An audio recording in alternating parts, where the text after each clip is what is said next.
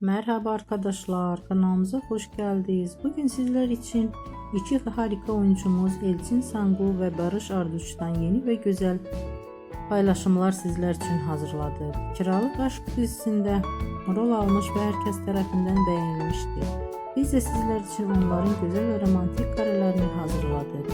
Bu videoların devamlı gelmesini istiyorsanız kanalımıza abone olup yorum yazmayı unutmayın.